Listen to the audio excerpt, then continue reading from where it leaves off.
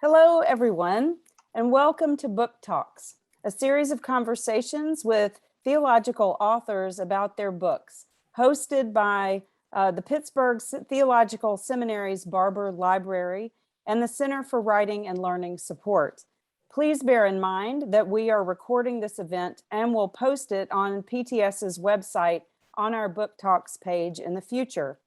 Today, we welcome the Reverend Dr. Jerome Creach and the Reverend Dr. Edwin Vandriel, both esteemed professors here at Pittsburgh Theological Seminary and authors of recently published books.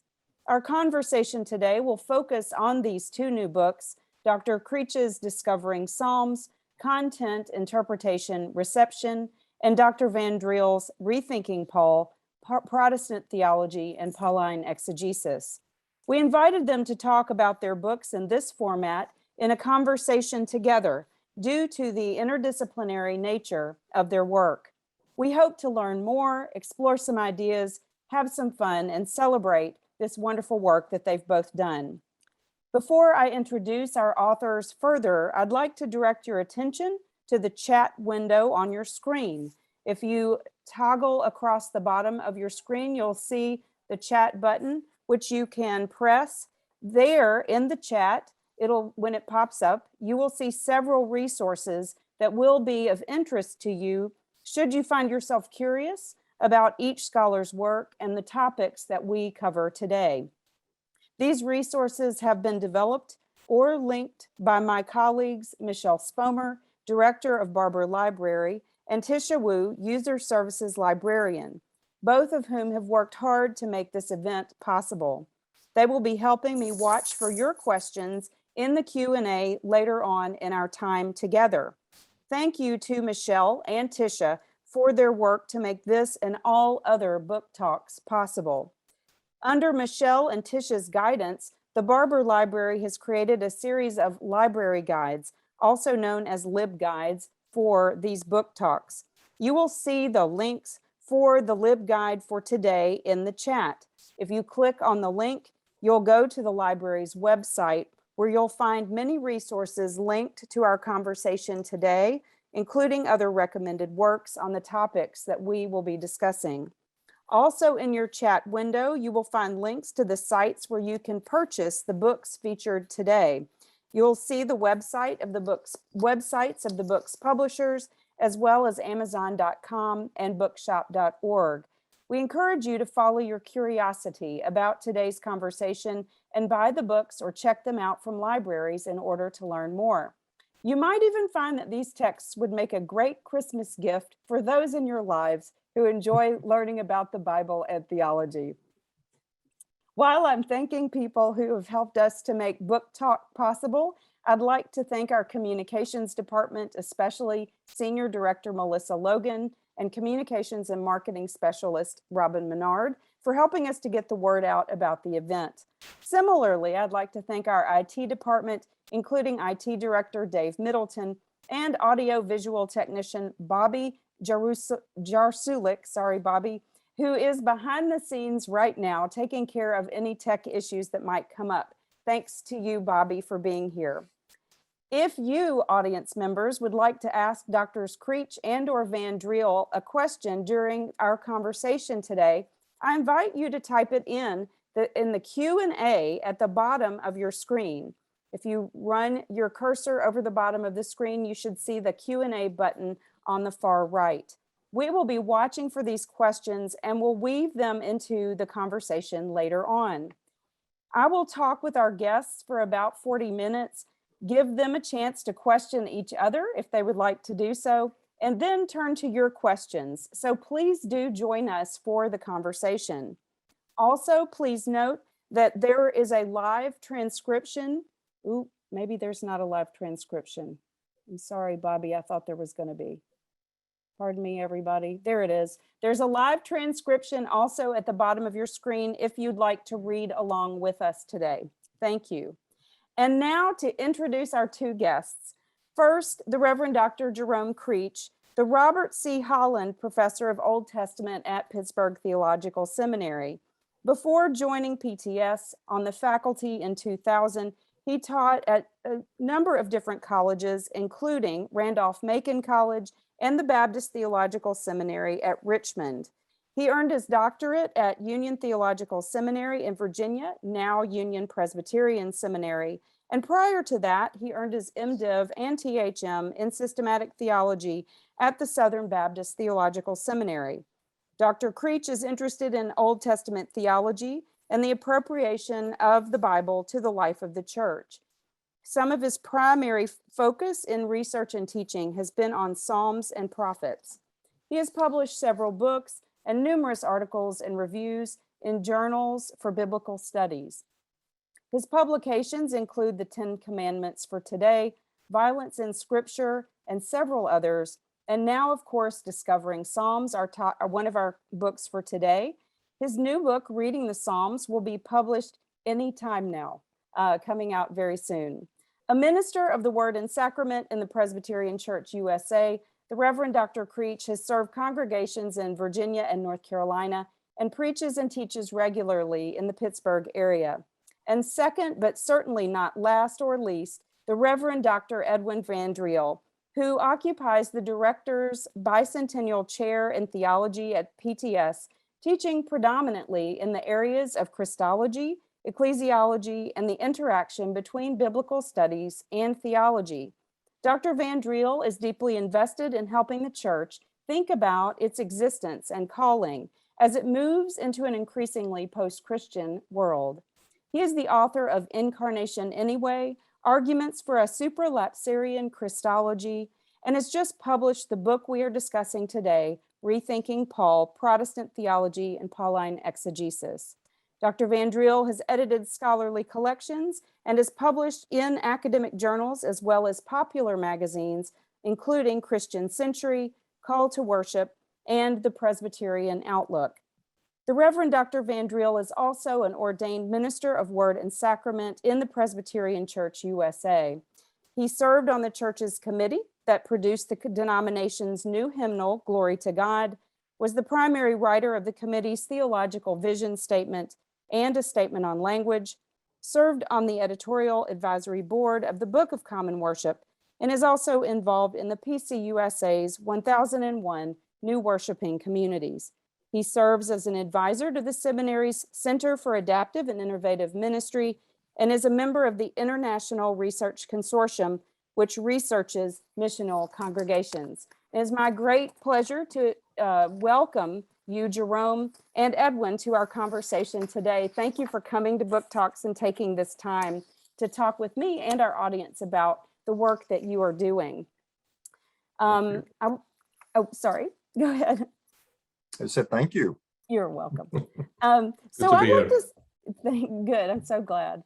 Let me turn to each of you and ask you just this general question so that those who do not know about your books can just get a general sense of what the books are about, how you decided to write the particular book that we're discussing today, and what audience did you have in mind as you were thinking about and working on this particular project. And Jerome, if you don't mind, we'll start with you, but we'll go back and forth on who gets to go first as we move forward. Yeah, thank you.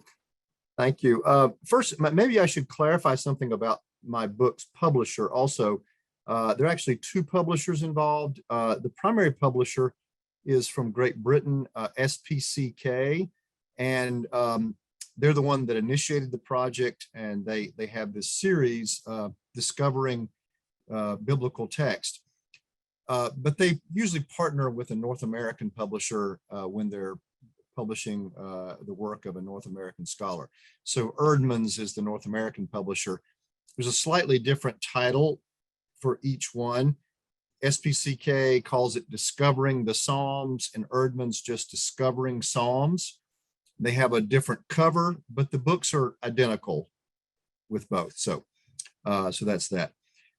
In this book, what I'm trying to do is to give an orientation to the Psalms that begins with just bare nuts and bolts issues. What does the book contain? How's it arranged? How do we understand the various parts of the book, and so on? And from there, more theoretical questions about where does this material come from? How was it used in Israel's worship? And then finally, theological questions. How do we read the Psalms theologically? How do we find in them resources for prayer and devotion and things like that? So there's a range of kinds of questions, beginning with the most basic and then moving to these theological questions. How did I come to write the book? The publisher approached me and asked me to write it.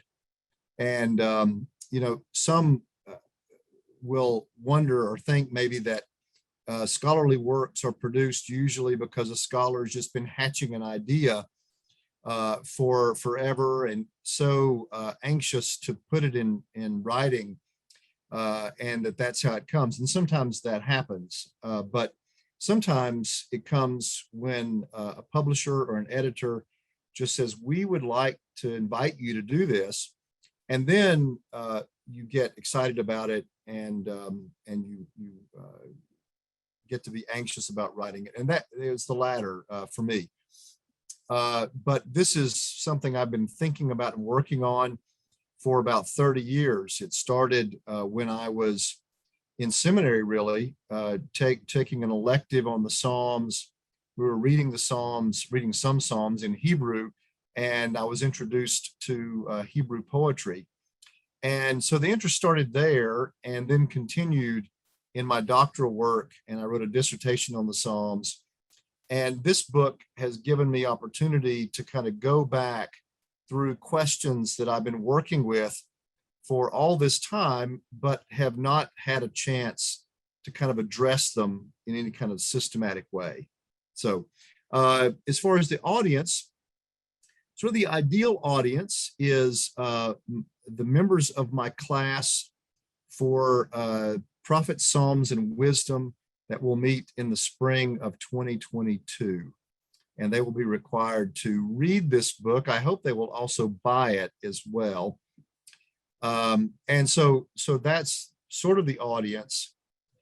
I'm trying to introduce people to the book who will be using it in the church in some way or another.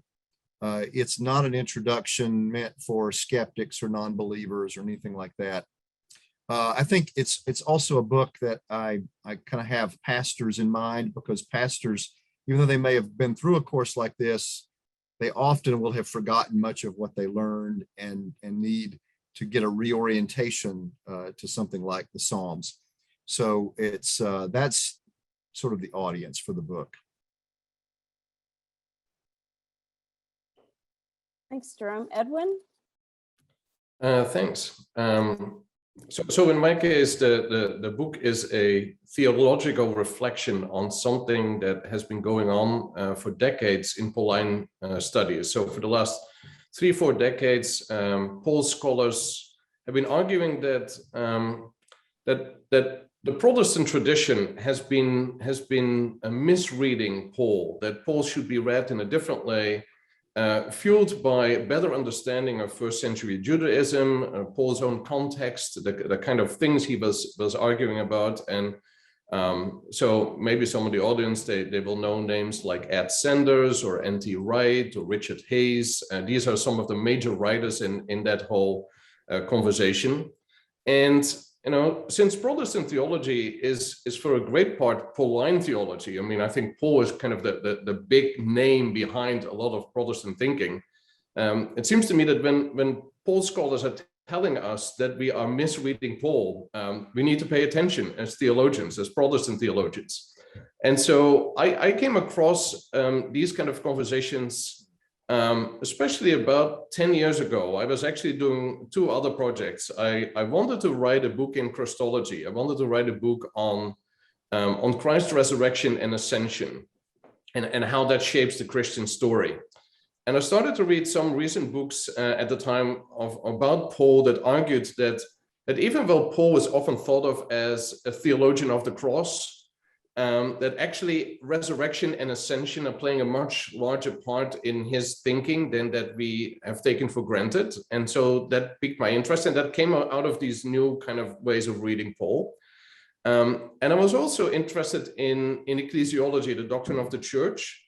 And one of the other things within this whole development of rereading Paul is a sense that the church plays a much more essential part in Paul's understanding of what salvation is than what Protestant theologians has often thought. That Protestant theologians or Protestant tradition has often thought that salvation is something that comes about in a direct relationship between God and the believer. And the church can be helpful in that, but you don't need the church in order to build this relationship. It's not essential. And these rereadings of Paul are saying, no, that's actually not what Paul is saying, that for Paul, actually, the church is essential.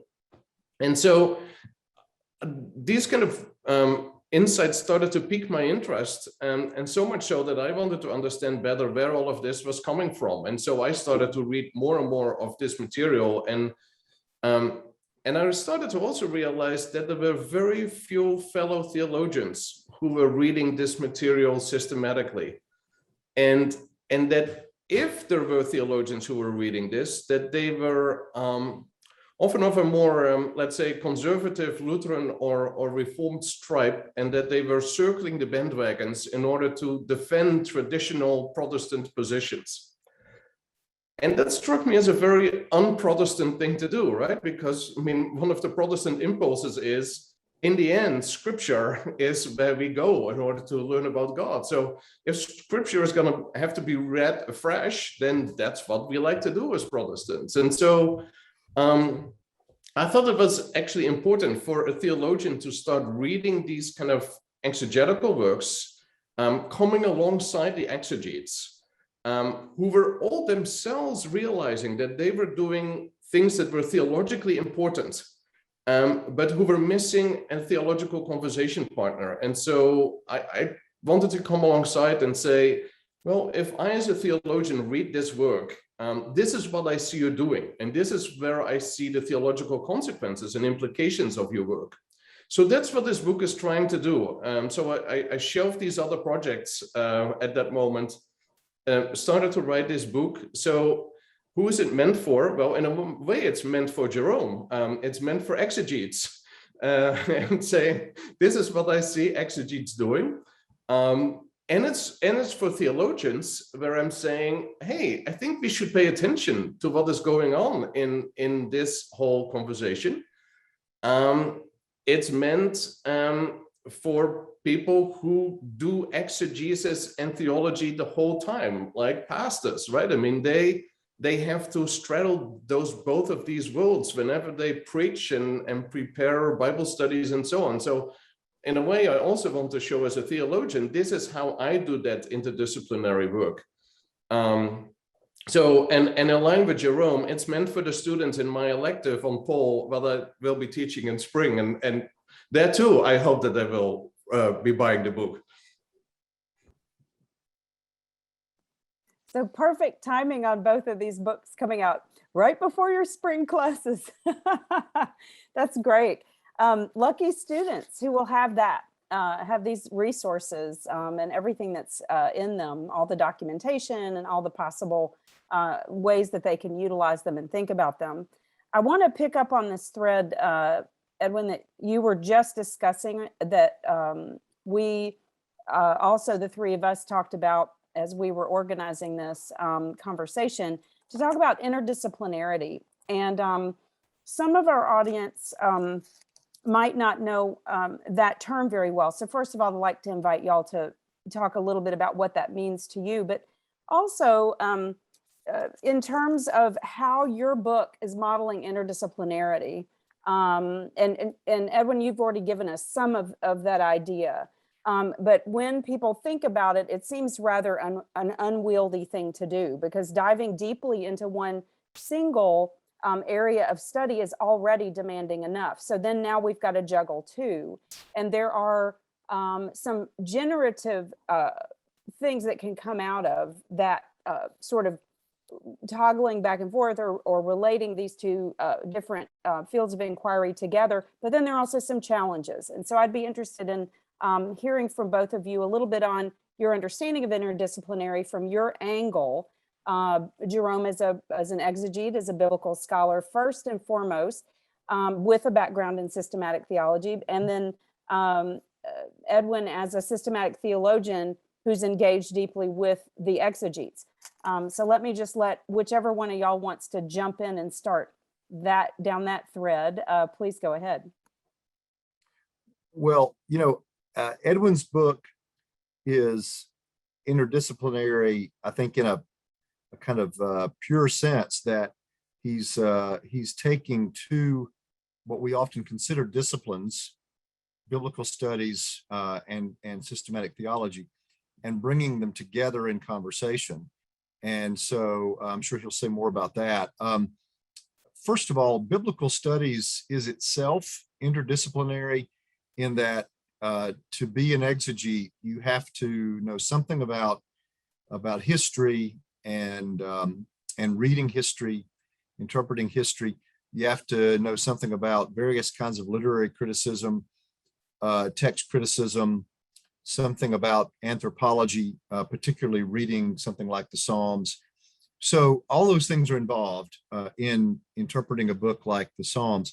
But as an exegete, I'm very interested in how exegesis serves theology in the sense of systematic theology, the church's theology, and how the things that we say we believe we discover in Scripture. So that shows up in a number of places in this book. So I do some historical things and some things that have nothing to do with theology, but I have 2 chapters on the theology of the Psalms, and there I'm writing as a biblical scholar who's really asking, so what is the center of the book, if we can talk about that? That's often what we mean by the theology of a biblical book. But I'm also thinking about what the Psalms do for us theologically in a larger sense. And that continues in 2 chapters on the Psalms as prayers, or how the Psalms influence our prayers. So how Christians have read these Psalms. Part of the book that the publisher wanted, and which I was very glad to engage, was what we sometimes call reception. So how a book has been received, interpreted, and read in the church and the synagogue through the ages. And so that's a big part of what I do in those chapters as well. How, particularly on the 2 chapters on prayer, how have we as Christians read the Psalms as prayers, which is also reading them theologically. So there I engage particularly Augustine's and Calvin's interpretations of the Psalms, their take on that, and not so much systematic theologians, but those, the roots of our theology from people like that are really important in the work. So I would say it's as, for me, as exegesis takes us to systematic theology and gives us kind of the raw material for it, if you will, I'm really interested in that. I mean, there is something challenging in the way we are all educated, right? Because we are all educated in a particular discipline in which we are taught to ask a particular set of questions.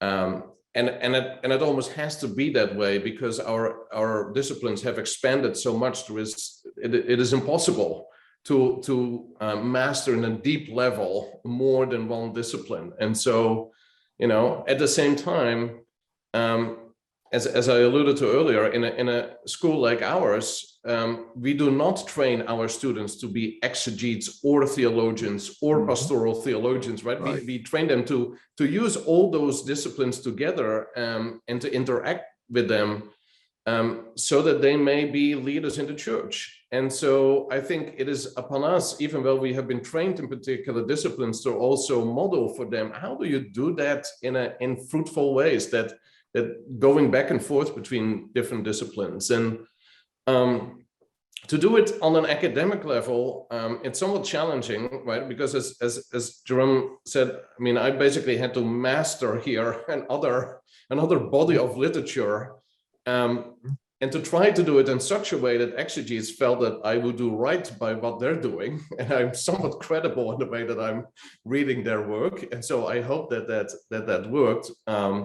But I think it's really important, but it also goes to the way I understand theology. I often say to my students that theology is, and not all exegetes were like this, but theology is systematic exegesis, by which I mean that as an exegete, you often focus on a particular part of the canon, like Jerome in this case on the Psalms. But throughout the canon, right, a larger story comes up, a larger story about God and creation and God's people. And as a theologian, I'm really interested in the larger story. First of all, to make it explicit, what is this story?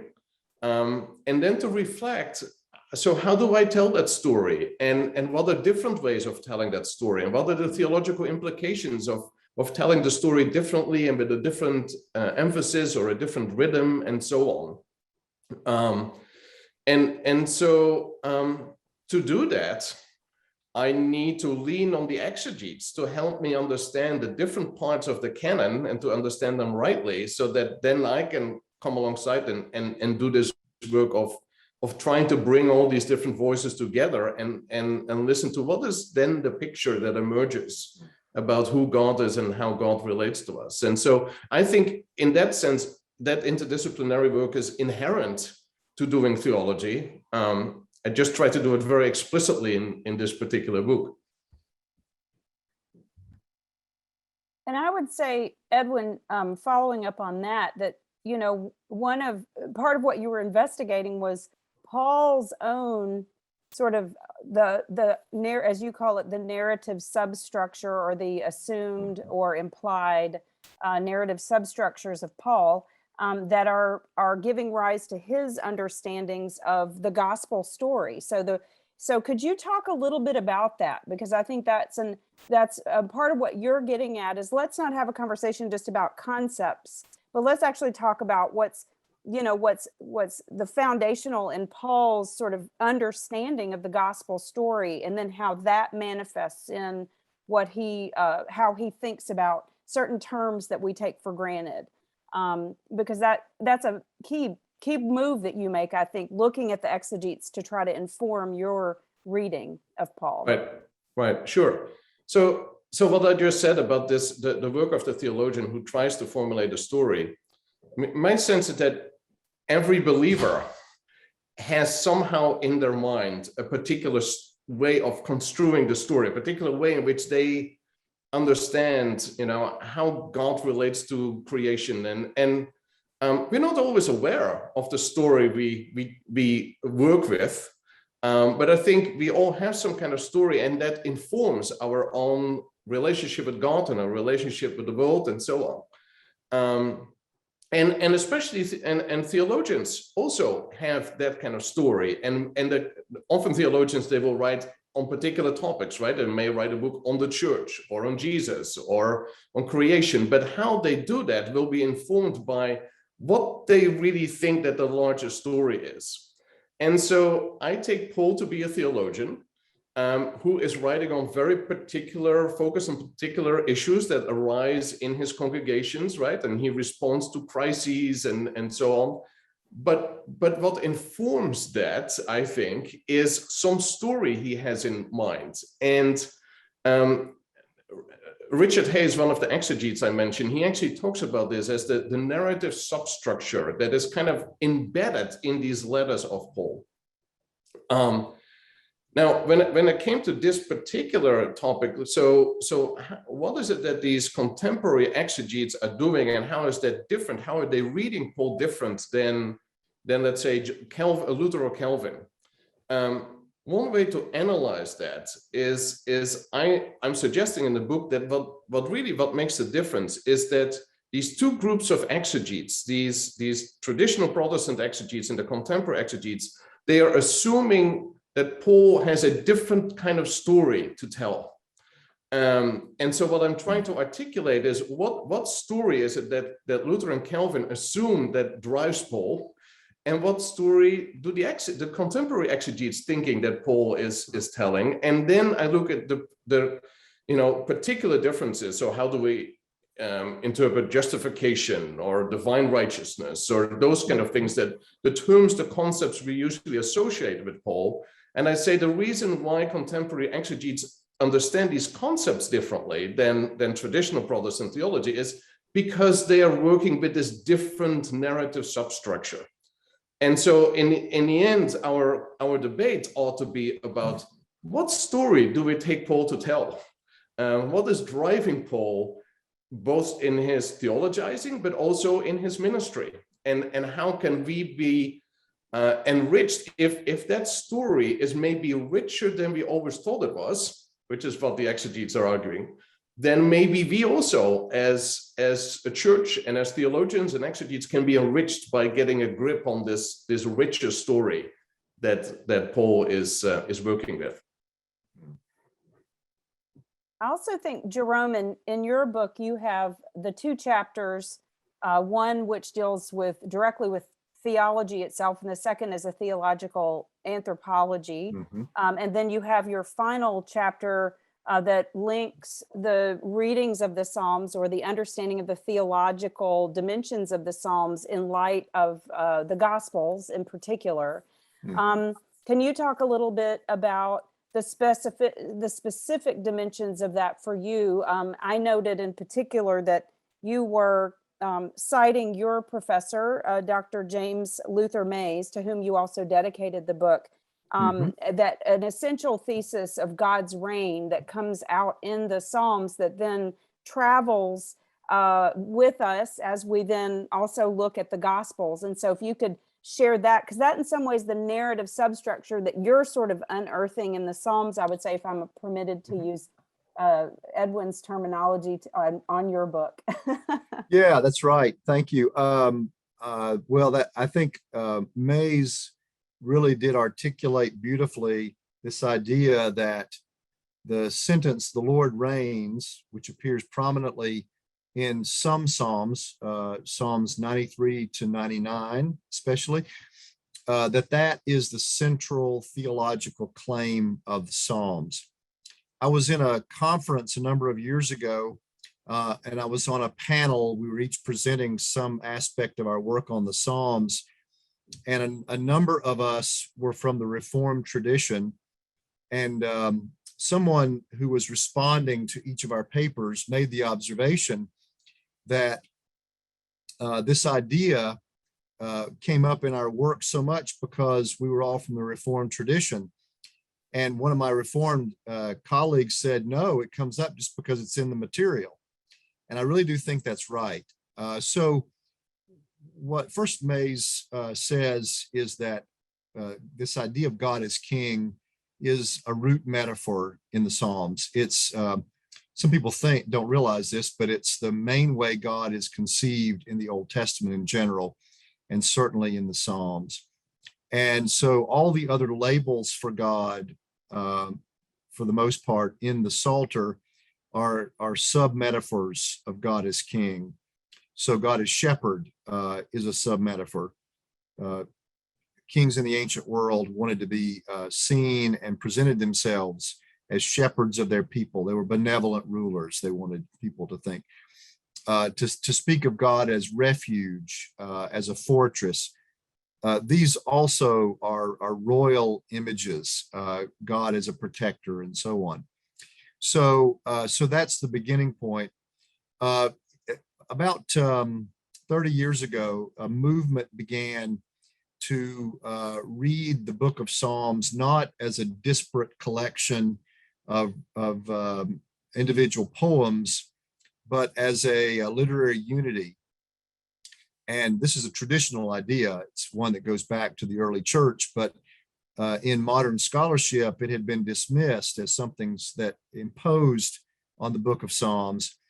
And some scholarly work began to come out challenging that modern idea and trying to affirm from a modern scholarly perspective that more traditional idea that the book has unity and purpose. And when that work began, it became clear that this idea of God as king became a central feature. So just in terms of the literary structure of the book, what was discovered was that the first three books of the Psalms, the book of Psalms, has five main divisions that we refer to as books. The first three books have at the seams, at the place where those book divisions happen, Psalms about Israel's king. And they progress in a kind of logical way. Psalm 2, for example, is about the coronation of a king. And it echoes the Davidic covenant in 2 Samuel 7. Then Psalm 72 is about the passing of kingship from one to another and wishing on a new king, the rule with God's justice and righteousness. Psalm 89 then is at the end of book 3 of the Psalter is a stark lament over the downfall of the Davidic monarchy. And it raises questions about God's promises to David, what's happened to them. So book 3 ends that way. Book 4, Psalms 90 to 106, then editorially seemed to be a kind of response to that complaint. And there are two features of these Psalms. It begins Psalm 90 with a Psalm of Moses. And these Psalms in book 4 of the Psalter feature Moses very prominently. Why Moses?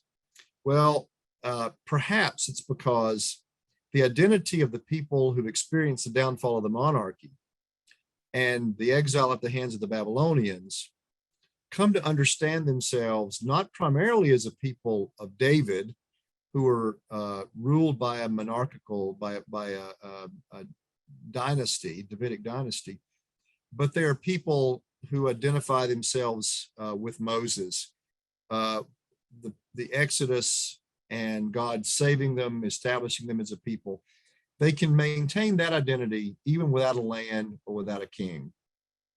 So that's the first thing. The second is, during the period before Israel was established as a nation and before they had a king, they did indeed have a king. It was Yahweh.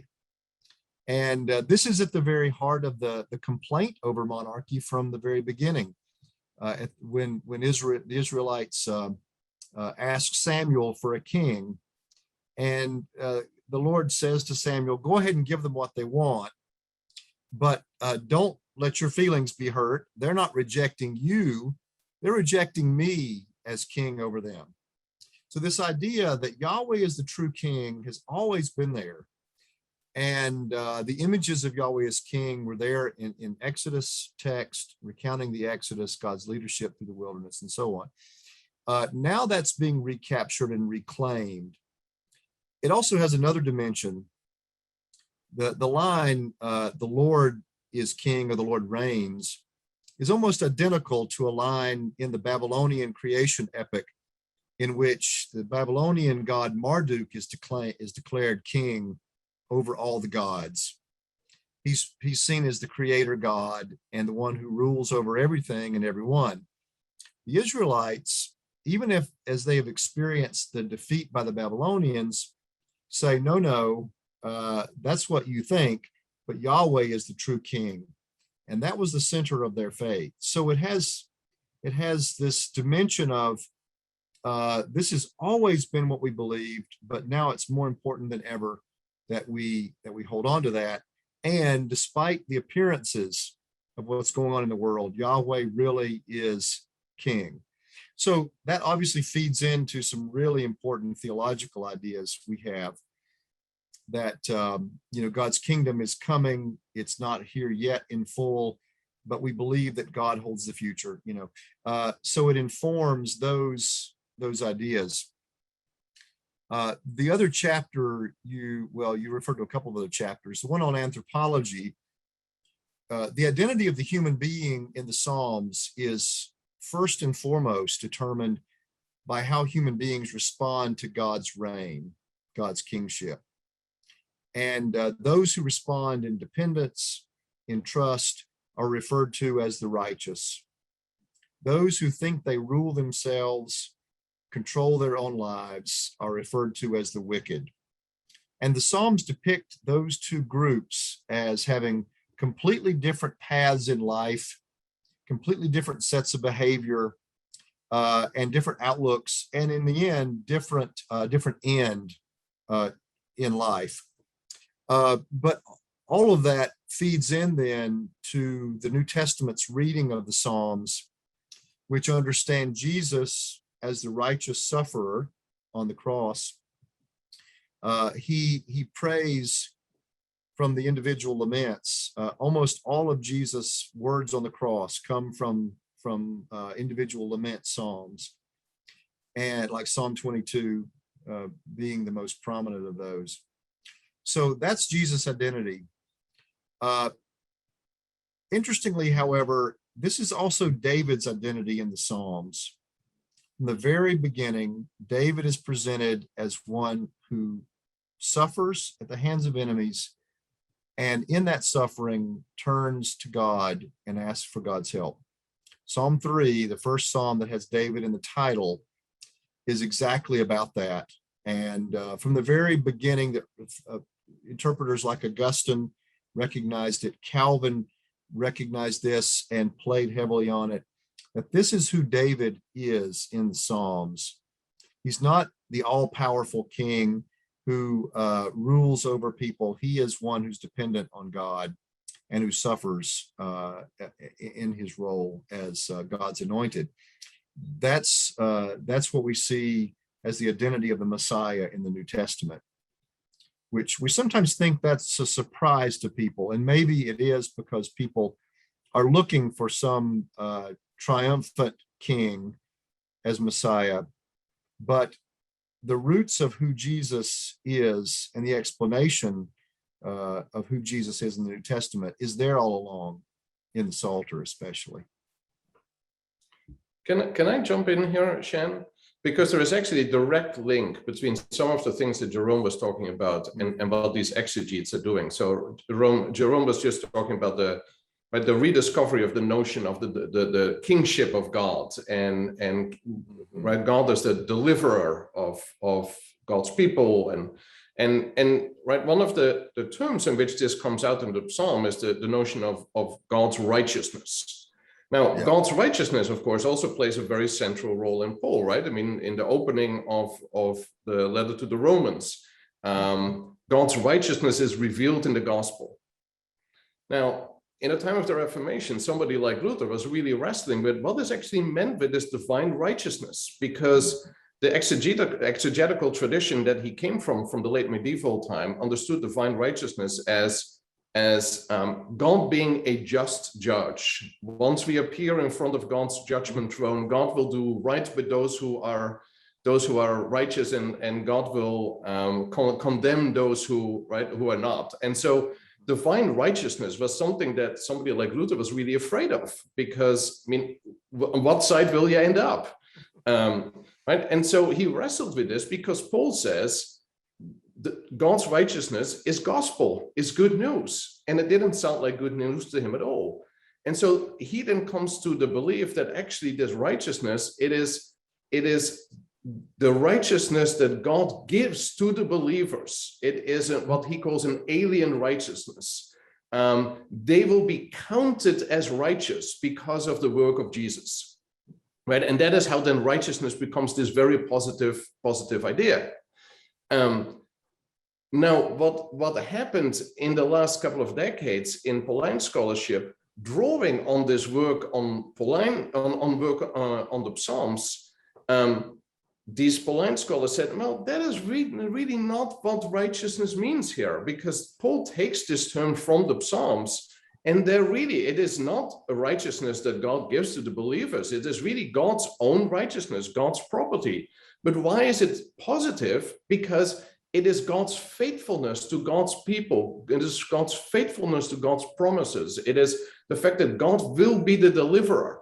And so what Paul is talking about is exactly that in the gospel we see that God is faithful to the promises that God made to Israel, and that God is the deliverer, that God, as Jerome was talking about, that God has the future in God's hand.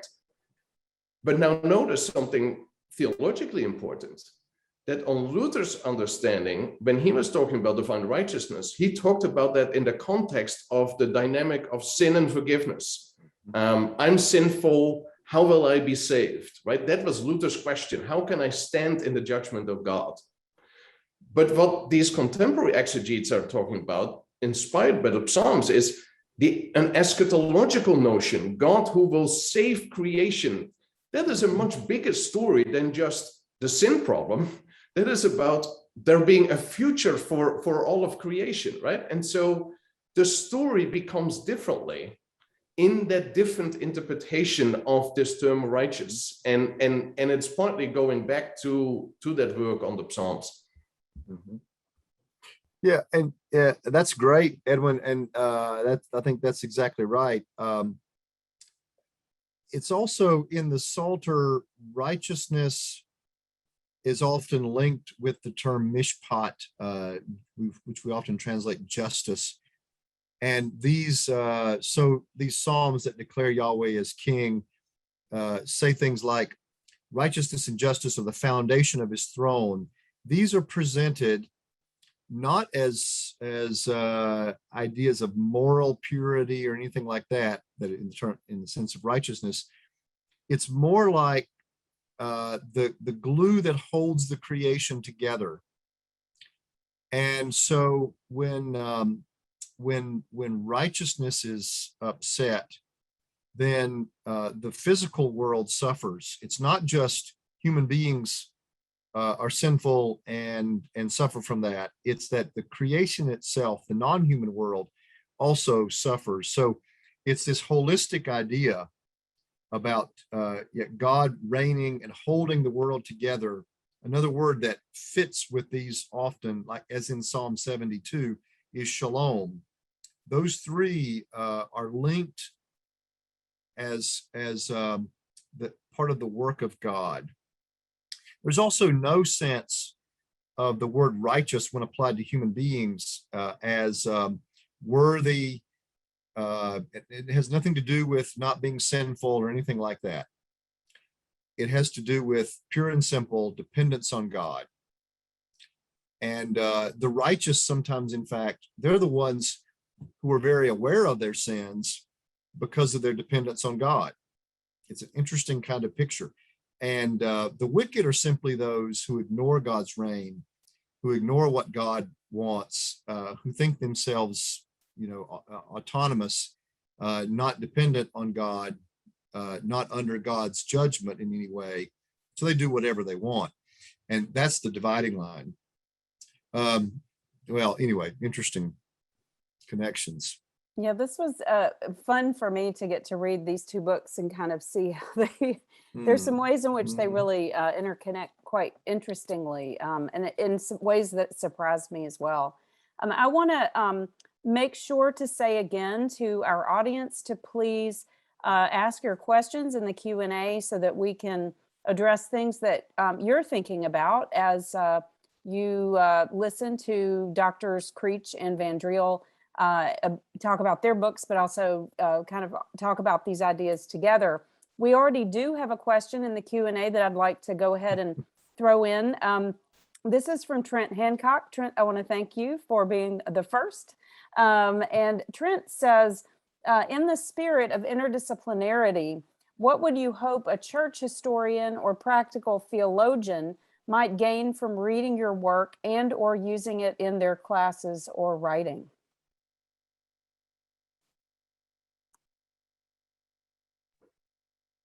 Well, as far as my book goes, I think that if the historian or the practical theologian wants to use it in their book, first of all, they should wait until the paperback edition comes out. later this year, because it's a lot of money for a probably only tangible related book. But I mean, one thing, as far as the historian, well, I mean, one thing I'm trying to do is I'm trying to unearth better, right, what our tradition has been doing when it has been reading Paul. So in the vein of the history of interpretation, I'm trying to make a contribution there. I think there is really something important at stake on the topic that Jerome and I were just talking about, this idea that in the gospel, we're getting good news about the eschatological future of creation, right? I mean, this is what the gospel is about, that God is true to God's promises and that God is the deliverer of creation. So I think in a time when there is so much uncertainty, right, in the culture in general, in the church, where we see the church changing in ways that we don't have a grip on and we don't quite understand. And as mainline churches, we see our numbers dwindling and challenged and all those kind of things. To be able to tell a story about God, nonetheless, who is in charge of creation, in whose hands the future is secure. A story also about God's people having gone through these things many times, as the people who wrote and sung the Psalms, and as Paul, right, founder of very small missional communities, experienced. And so there is something about seeing how those stories inform our thinking and inform the life of people that I think can also help pastors and practical theologians to face up to these particular questions. So I don't think either of these books probably give you a set of handy tips to do ministry, but it does want to expand your imagination to deal with these real life challenges. I would say two things, both for the practical theologian and for the pastor, I think. First, I would hope that from my book, both of those types of people would get the sense that the Psalms have this rich history of interpretation and use in the church that we have to embrace and try to understand. And one of the most important things about the use of the Psalms is that they have been read as the prayers of Jesus and as prayer in general. The Lord's Prayer has been read as this kind of bare model, and the Psalms fill out particular petitions. So that helps us sort out a lot of things, because people will read some of these texts and say, well, gosh, it sounds very angry, this psalm or that psalm, or I don't understand this kind of petition or that.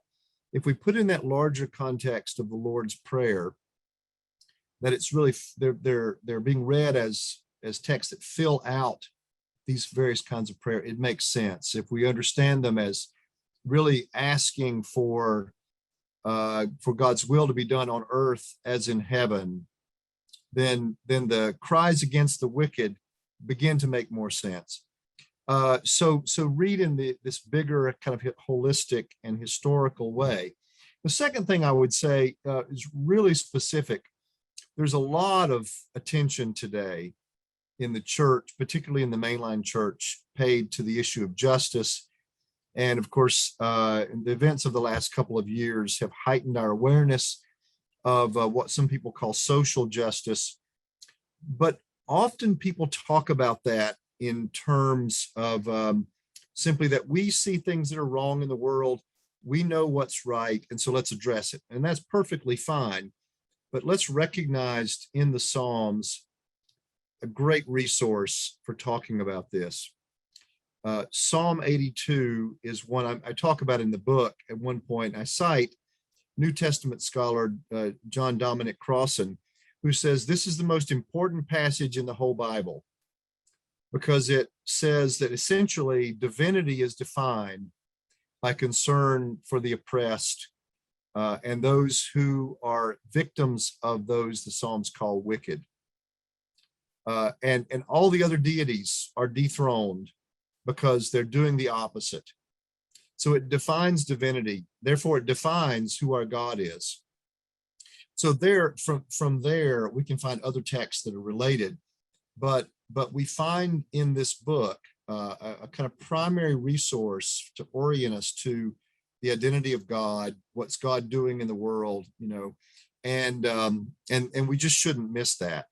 So particularly for people in congregations who are concerned about these kinds of issues, you know, I think to miss the Psalms would be to miss one of those great resources to speak about justice. You know, I want to pick up on something that I noticed in both of your books and also in some of the threads of what we've talked about today, which is a sense of shared responsibility for understanding the Bible and theology, that this is not just something we go down a rabbit hole by ourselves, but that we actually share this in a common life of prayer, as you, Jerome, are articulating to some degree and pointing people toward in your book. And also, Edwin, in your book, looking at hermeneutical traditions and the conversations that scholars have had over long periods of time that they're not isolated. I mean, these people are talking to each other and they have something to offer and a conversation that we can join. And I was wondering if you all could talk about that a little bit, because I feel like one of the ways our theological imaginations have been impaired in our contexts right now, it has to do with this sense of individual me by myself in relation to God and not having a sense of community or a sense of a common conversation. And I'm wondering if you could speak a little to that, not only in terms of these books, but in terms of also your own views on these matters, because I think the fragmentation of conversation, of discourse, has been a real difficulty for the Christian community and certainly the larger civic conversation as well. Well, I think that's exactly right. I mean, I think one of the things that I hope we do in our classes in biblical studies at PTS is invite our students and invite the church into a rich conversation with Scripture, that not just a conversation in the sense that we're talking back to it, but that we're learning how it speaks to us by reading the history of the interpretation. And we miss a lot if we don't recognize that that's what we're part of. To understand that, we have to understand some of what that history of listening to Scripture is. So, for example, the prayers of David at the beginning of the Psalter, some think were collected as a collection of kind of model prayers. David is meant to be an example for us. Well, that's helpful to recognize. And people through the history of the church have recognized it. And so Calvin particularly saw a connection with David because Psalm 3 was especially important to him. David is fleeing from his son Absalom, who's come in and taken over the palace, and David is forced to leave Jerusalem. So Calvin relates to David because Calvin was a religious refugee from his native France, and then all the battles that were going on in the 16th century. And so he identifies with the words. David becomes a model for him for how you turn to God, rely on God, seek God in such circumstances. And that's opens up a kind of rich set of possibilities for understanding these texts, not just as words that might speak to me, but as having models starting with David and going through the history of the church and Augustine's Confessions are another marvelous example where he's drawing from the Psalms and he's pouring himself out to God, opening himself to God in various ways. And the Psalms are the starting points for this often. So to recognize that role of these texts, is really crucial for us, I think. And you can't read that and then somehow stay in this individualistic interpretation and reading of them. Yeah, I think in the theological discipline, one way in which that individualization is expressed is that we have started to talk about the theology of, right? The theology of Karl Barth, the theology of Moltmann, the theology of, and we have started to teach classes in that, and that embodies in a way that whole idea that what theology is the individual expression of somebody's thought world, and to my mind that is completely missing the picture. Theology wants to help the community, the Christian community, give voice to that what it believes, and that is therefore inherently communal. And I see my role as an individual theologian to as part of that wider conversation, trying to make proposals to the community and say, what if we think about it in this way? What do we think about it in that way? But then it's really, right, you make that offer to that wider community, whether it's on a scholarly level or whether it's more on a popular level, and that community then is invited to think through those proposals and run with it or not. And so I think that's I think there is something really wrong with right inviting students also in that sense to formulate their theology, because that invites them into that very individualistic understanding. Yes, we all have our own particular faith and our own life of faith and our own concepts, but only we get there only as part of a conversation that started long before we were here and that will continue long after we are no longer partaking in that conversation. Thank you to you both for that. I was eager to hear that your responses to those.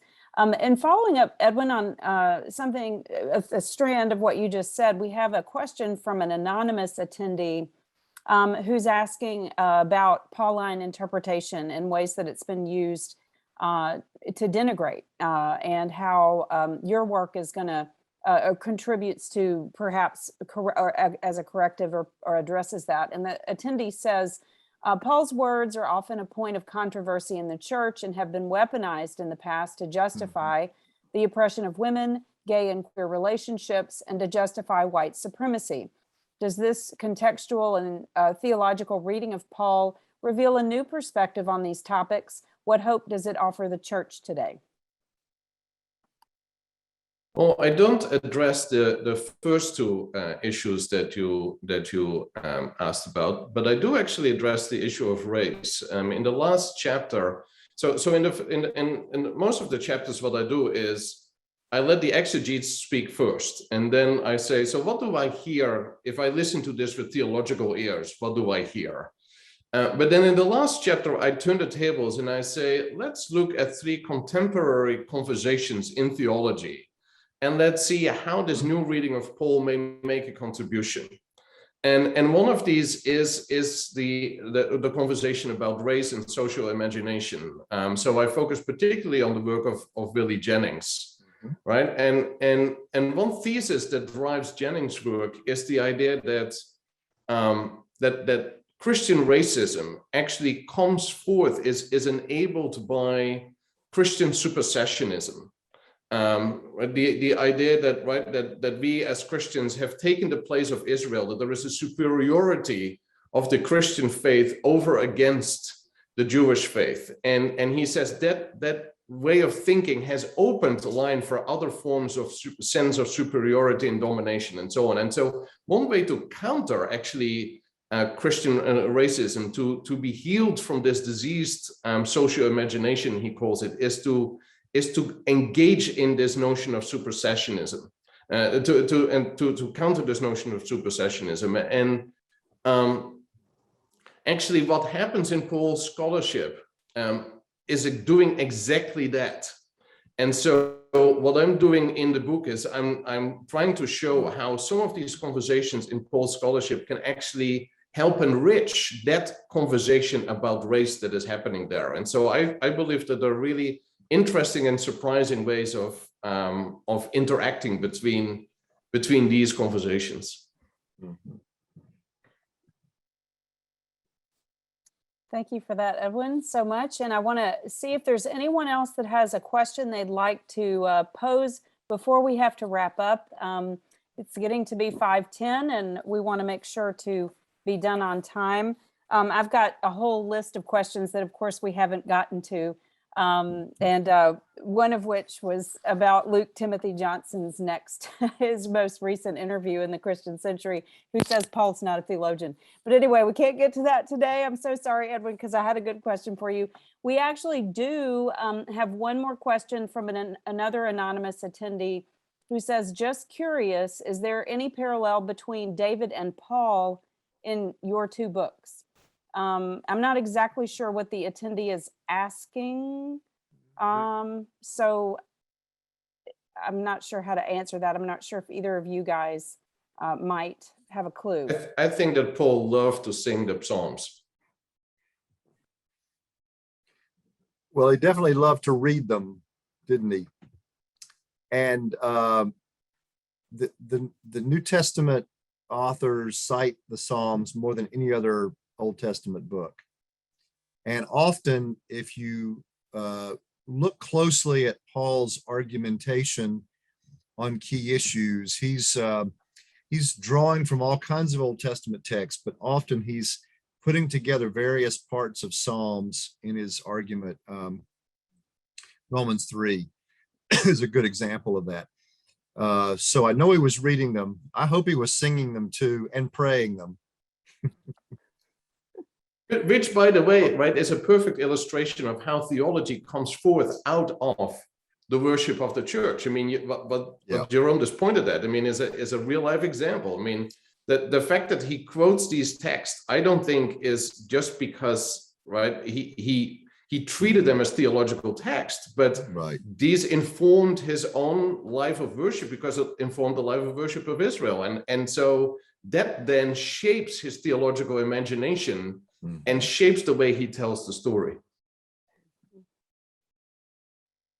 So he had a consistent way of life, of faithfulness that deeply, deeply formed him, even in terms of just how even his thinking was formed, which is actually one of the glories, I think, of the Christian tradition, is that if you really engage it, you do, you're deeply formed on all levels, intellectual and relational and all sorts of things.